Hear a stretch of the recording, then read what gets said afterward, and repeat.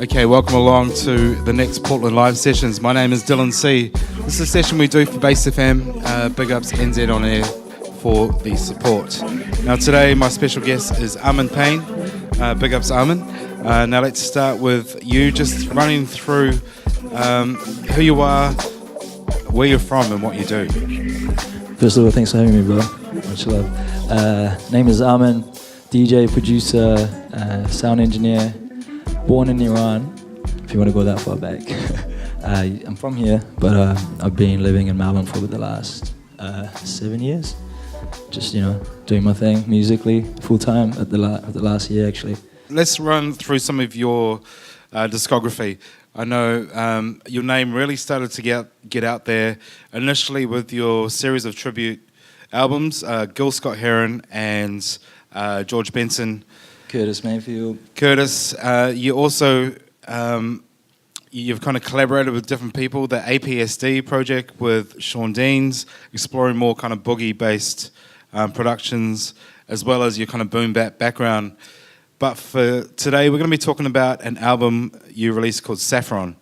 And for this, you've kind of delved into your, I guess, with singer-songwriters, we talk about where they get inspiration for some of the lyrical themes and ideas behind a song. But as a beat maker, you kind of got to find a different way to tell your story without words. So tell us how you approached Saffron differently and what the themes were behind that album. Interesting. This is to me was a very interesting album because when I initially made the first 2 or 3 tracks, I didn't intend to release it. It was for my dad, to be honest, because he always played like Iranian and Turkish music as I was growing up.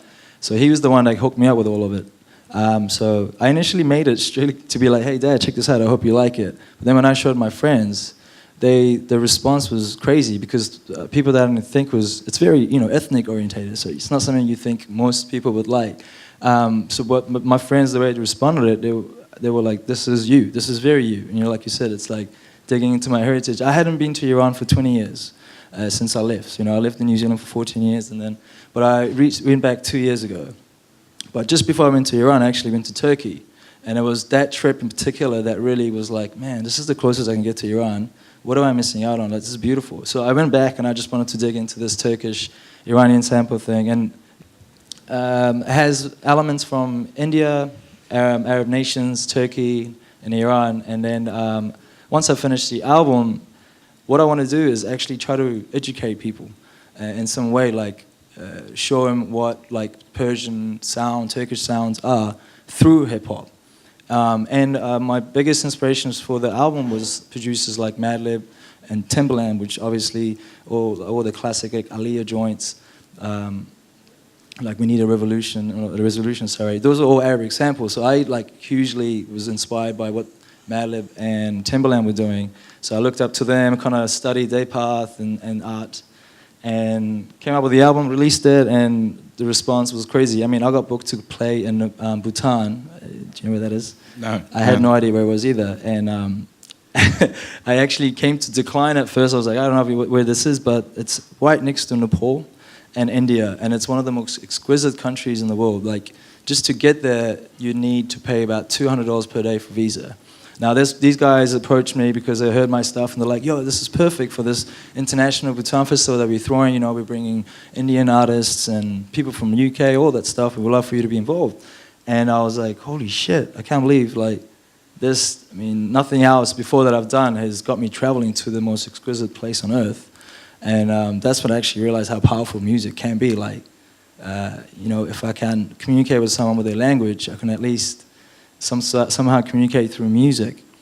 And yeah, to this day, that's been my most popular work. And let's have a look at your setup. So you're a beat maker. When you're in the studio versus when you perform on stage, do you still use the same kit? Or have you got like a very much a studio set up and then you figure out somehow how to make that work live? Yeah, okay. Well, ever since I've been doing like live beats or live performances, I've always been hardware based. So like, you know, there's no laptops or any software involved. There's always like drum machines, ideally MPC and an SB, and like a synth, maybe my talk box and such.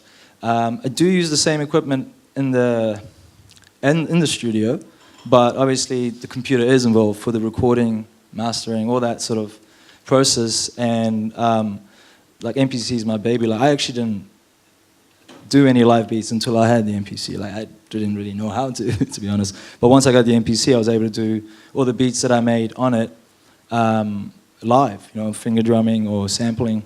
Now, run me through this MPC you have here, because obviously there's been an evolution throughout history of this instrument. I'm currently looking at one that I am unfamiliar with. Yeah, this is the newest MPC that's just come out. So it's like, to me, it's the most powerful one yet. I've owned like 5 of the MPCs that's been released in the generations, and I can honestly say this is the best one. Yeah, sweet. Yeah. So what is the name? Or this is the MPC Live. There's 2 versions of this. There's the MPC Live and then the MPC X. MPC X is more, it's slightly bigger. It's more for studio use, bigger screen, more knobs. This is more for performance, hence the name. But the difference between this and the previous MPCs is, to me, like, it was always like based on memory, like how much memory you had. Like the early MPCs, say like the 2000 XL or such, they had like, I don't know, 60 megabytes of memory space. You can expand them to 100 megabytes or 28. That's not much. I mean, enough for a song, but you couldn't do a massive routine with it. Whereas this has been upgraded to like 2 gigs now. So that's, you know, that's an exponential increase. So now I can do like, yeah, a bunch of up to maybe 7 or 8 songs in one project. So I can switch between them flawlessly.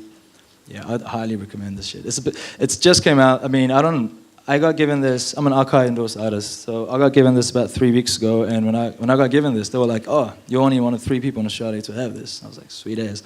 So, yeah, you're looking at the newest addition to the family. Okay, now you're going to perform one of the pieces from that album. So let's break that down. Talk about the elements that are involved in this particular tune. It's called Funk Bazaar. Yeah. Run us through the ideas and what goes into this particular piece of music. It was actually pretty hard to choose one. When you asked me to do one song, I was like, which one am I going to do? But the reason I picked this song in particular was it contains Persian samples, as well as one of my like favorite funk Arabic artists from the 80s, Ahmed Fikroon. So basically, yeah, this is one of my favorite tracks, and it kind of gives me the opportunity to get funky with it, play some lead, instead of just finger tap away. The reason I called it Funk Bazaar means market in most places, so it's like a place, the Funk Bazaar. It's a place where you go and you can hear the funk from that area, and Iranian funk and Arabic funk fused into hip hop. Yeah. Awesome. So, folks, this is Amin Payne, the latest Portland live sessions. Thanks for chatting about your music. Give Give it up for Amin. Thanks, bro.